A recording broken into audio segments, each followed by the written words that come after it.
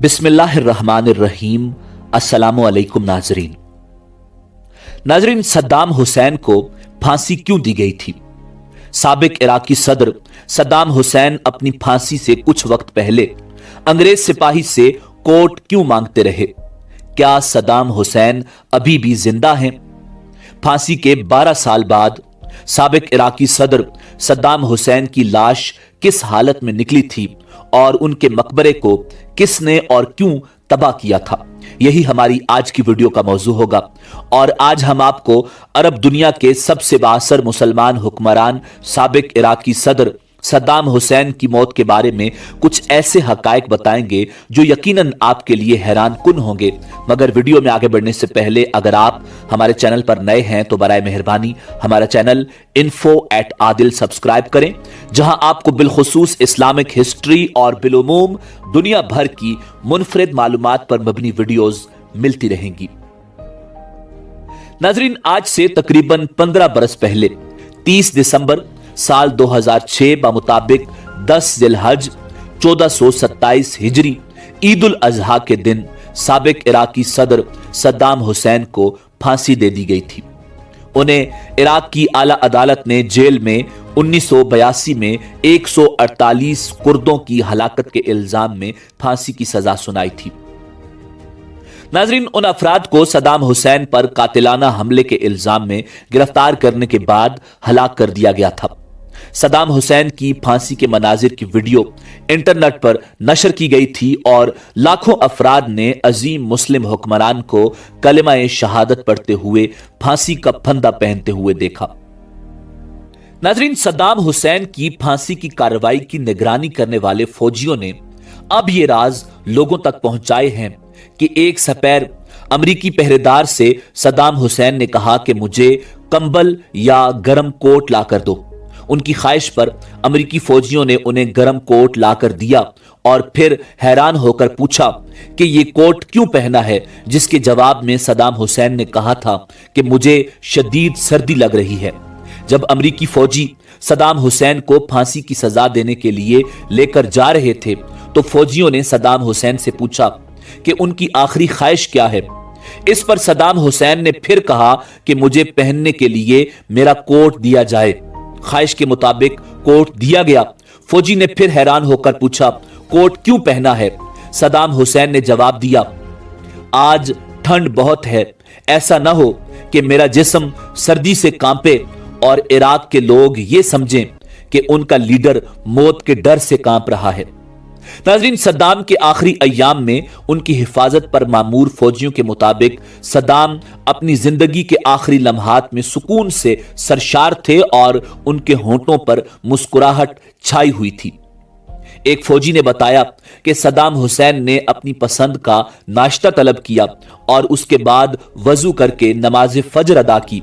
फिर वो फांसी के फैसले पर अमल दरामद के इंतजार में अपने बिस्तर पर बैठकर कुरान मजीद फुरकान हमीद की तिलावत करने लगे।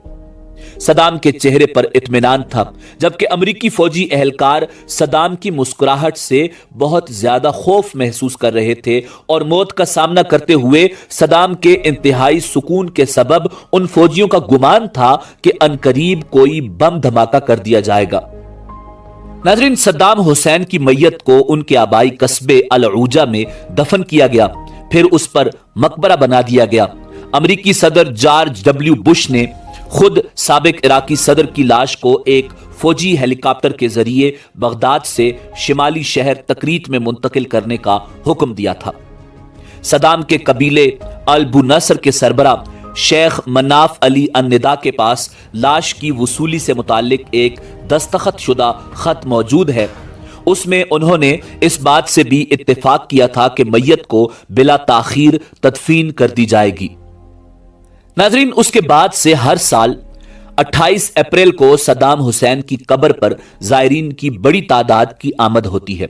ये उनकी सालगिरह का दिन है और इस रोज वहां आने वालों में स्कूल के बच्चे तक शामिल होते हैं।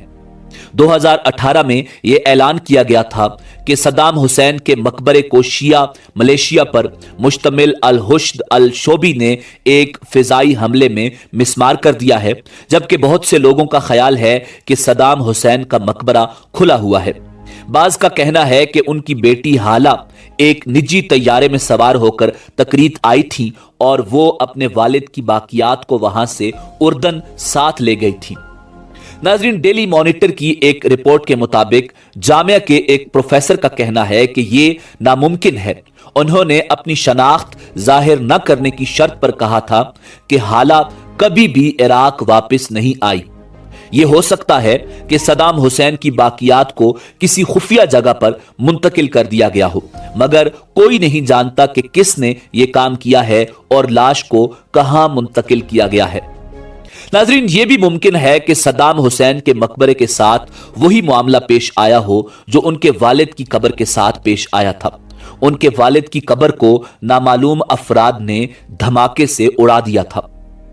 नाजरीन, एक और हैरान कुन बात यह है कि इराक में सदाम हुसैन के चाहने वाले बाज लोगों का ख्याल है कि सदाम अभी भी जिंदा हैं। उनका ख्याल है कि सदाम को मसलूब नहीं किया गया।